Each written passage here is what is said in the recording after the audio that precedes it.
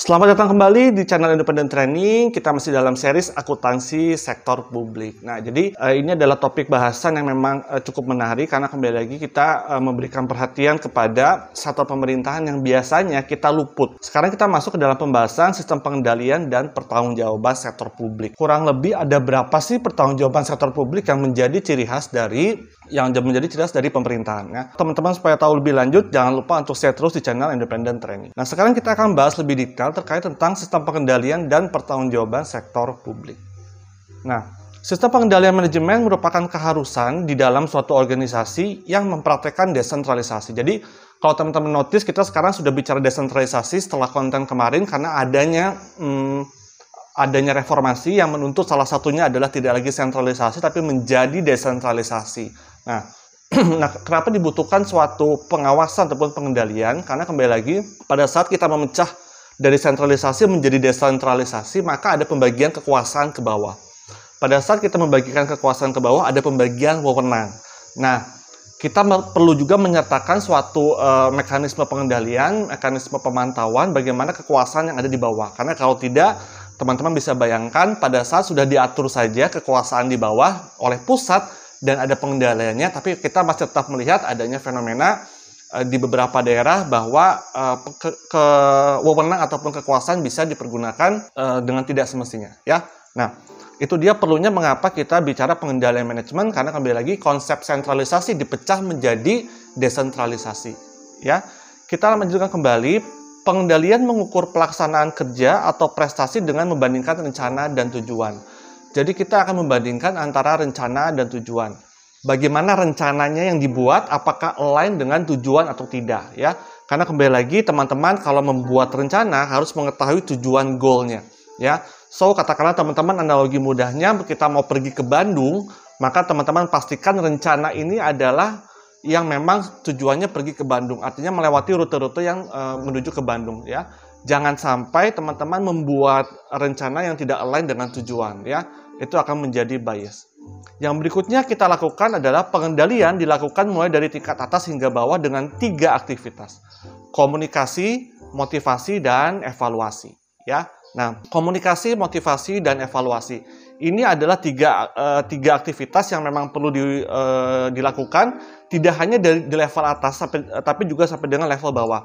Komunikasi untuk memastikan arus informasi, tanggung jawab, kemudian komando, kemudian motivasi. Kita jangan lupa harus juga memotivasi unit-unit yang ada di bawah kita, dan jangan lupa lakukan evaluasi secara berkala, ya. Nah, ini adalah 3 aktivitas utama yang harus dilakukan oleh pemerintah pusat sampai dengan ke bawah. Nah, sekarang kita lihat, menurut Mardiasmo, aktivitas pengendalian manajemen meliputi perencanaan, koordinasi antar bagian dalam organisasi, komunikasi informasi, pengambilan keputusan, memotivasi, pengendalian, dan penilaian kinerja. Ada 7 menurut Mardiasmo, itu adalah aktivitas pengendalian manajemen, ya. Nah, coba kita lihat bagaimana menurut aktivitas pengendalian manajemen menurut Mahmudi, ya. Pertama, perumusan strategi, ya. Perencanaan strategis. Hati-hati teman-teman membedakan antara perumusan strategi dan perencanaan strategis, ya. Karena perumusan strategi itu adalah berbicara teman-teman membuat strategi yang paling maksimum. Perencanaan strategis itu artinya kita menunjang action plan yang akan mewujudkan perumusan si strategi tadi, ya.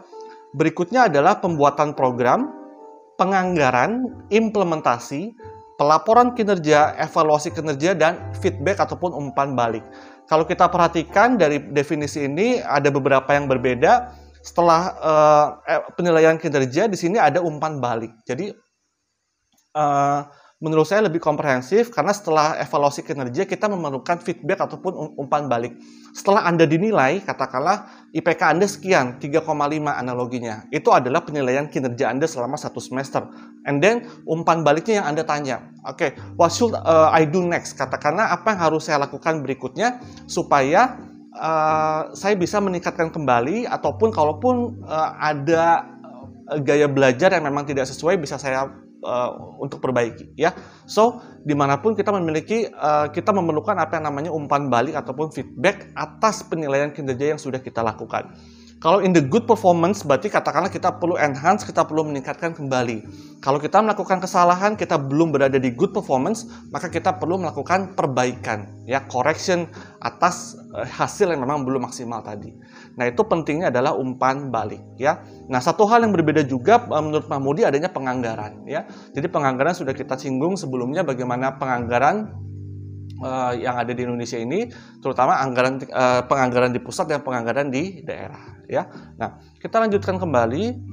Proses pengendalian manajemen terdiri dari 3 elemen. Pertama, harus ada pusat pertanggungjawaban, kompensasi, dan jejaring informasi, ya.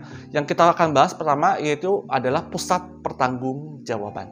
Nah, pusat pertanggungjawaban, teman-teman, kenapa harus ada pusat pertanggungjawaban? Pertama, sebagai basis perencanaan, pengendalian, dan penilaian kinerja, ya, memudahkan tercapainya tujuan organisasi, mendelegasikan tugas dan wewenang ke unit yang memiliki kompetensi sebagai alat pengendalian manajemen, mendorong kreativitas dan daya inovasi bawahan. Yang pertama kita melihat sebagai basis perencanaan, pengendalian, dan penilaian kinerja. Jadi dengan adanya pusat pertanggungjawaban, maka akuntabilitasnya jelas. Pada saat accountability-nya jelas, maka kita bisa melihat sebuah perencanaan yang ada di pusat pertanggungjawaban tersebut, pengendalian dan penilaian kinerjanya, ya. Karena bicara akuntabilitasnya sekarang sudah jelas. Yang kedua, memudahkan tercapai tujuan organisasi. Karena kembali lagi, setiap organisasi memiliki tujuan masing-masing. Katakanlah kalau teman-teman datang ke rumah sakit pemerintah, fungsinya adalah pelayanan publik, ya. Teman-teman tidak bisa berbicara bagaimana rumah sakit pemerintah harus menghasilkan revenue yang paling tinggi. Tapi berbeda kalau teman-teman datang ke Dirjen Bea Cukai. Dirjen Bea Cukai mereka juga memberikan pelayanan, tapi juga di satu sisi dia juga menghasilkan revenue. So, tercapainya tujuan organisasi kembali lagi bagaimana bentuk pusat pertanggungjawabannya. Ya, setiap organisasi yang ada di pemerintahan mostly memang pelayanan publik, tapi ada beberapa juga yang memang dia harus menghasilkan revenue ataupun pendapatan, ya.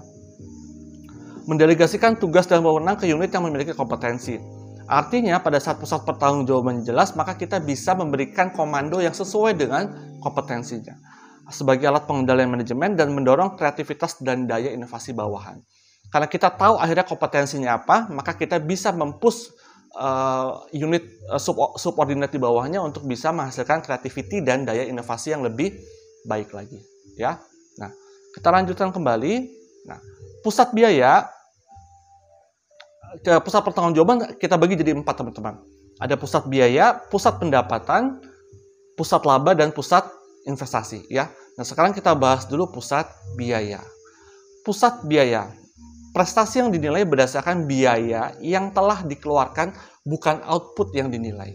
Jadi seberapa besar expense yang dikeluarkan itu adalah prestasinya. Artinya, asumsinya pada saat biaya dikeluarkan, maka programnya terrealisasi.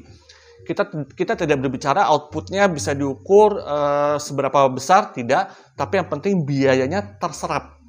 Banyak dijumpai sektor publik karena tujuan utama pemerintah adalah pelayanan publik. Contohnya Kementerian Pendidikan, Dinas PU, pada saat kita menerima pelatihan, mereka memberikan pelayanan, bagaimana mereka memberikan literasi terkait tentang misalkan ada program beasiswa ini, program beasiswa itu adalah bagian dari berdasarkan biaya. Ya, kalau teman-teman perhatikan sekarang mungkin ada beberapa yang mendapatkan bantuan kuota misalkan seperti itu adalah pusat biaya karena tujuannya adalah untuk pelayanan pemerintah kepada publik, ya. Jadi yang diukur adalah bukan outputnya, tapi lebih kepada berapa biaya kuota yang dikeluarkan untuk katakanlah mahasiswa ataupun pendidikan yang ada di Indonesia, ya. Itu pusat biaya. Berikutnya adalah pusat pendapatan. Prestasi yang dinilai berdasarkan pendapatan yang dihasilkan. Tetap ada biaya tentunya, tapi pendapatan menjadi indikator prestasi utama. Dirjen Pajak, Dirjen Bea Cukai. Teman-teman datang ke Dirjen Pajak, for sure teman-teman akan dilayani, punya akun representatif yang melayani, tapi di satu sisi mereka juga dalam tanda kutip mengharapkan adanya revenue bagian dari pajak yang harus kita bayarkan kepada pemerintah. So, itu adalah contoh dari pusat pendapatan. Berikutnya adalah pusat laba. Prestasi yang dinilai berdasarkan tingkat pencapaian laba untuk membantu meningkatkan pendapatan daerah ataupun pendapatan pemerintah menjalankan pelayanan publik. Ya, kita ambil contoh Pertamina, BUMN, BUMD. Ya, bagaimana akhirnya perusahaan-perusahaan tersebut bentukan pemerintah, shareholders pengendalinya adalah pemerintah, mereka bisa menghasilkan laba. Ya, banyak sekali contoh BUMN, BUMD yang memang tujuannya memang tetap pelayanan publik, tapi satu sisi juga menghasilkan laba. Ya, yang terakhir adalah pusat investasi. Prestasi yang dinilai berdasarkan tingkat laba yang dikaitkan dengan investasi yang ditanamkan. Contohnya misalkan Pemda memutuskan untuk membangun pasar dan memiliki kios-kios dan kemudian kios-kios tersebut disewakan tentunya dengan harga yang cukup make sense. Hasilnya sewa tersebut menjadi keuntungan pemerintah daerah. Ya, itu adalah bentuk dari pusat investasi. Jadi bagaimana mereka berinvestasi kepada bangunan, pasar, ataupun kios-kios, kemudian kita mendapatkan dari investasi tersebut kita pemerintah daerah mendapatkan imbal balik. Ya, nah ataupun yang tidak langsung bagaimana? Misalkan pemerintah daerah memutuskan untuk membangun jalan akses desa, ya, yang terpencil. Katakanlah di beberapa daerah saya notice aksesnya begitu sulit, tapi setelah kita masuk, terutama di daerah Bali, setelah kita masuk ke dalam daerah tersebut, punya keindahan alam yang sangat luar biasa sekali. Tapi aksesnya sangat buruk sekali. Kemudian akhirnya pemerintah daerah memutuskan untuk memperbaiki akses tersebut. There is investment, artinya pemerintah daerah mengeluarkan biaya investasi, tapi di satu sisi pemerintah berharap adanya investasi. Pada saat aksesnya sudah bagus, dibuka restoran.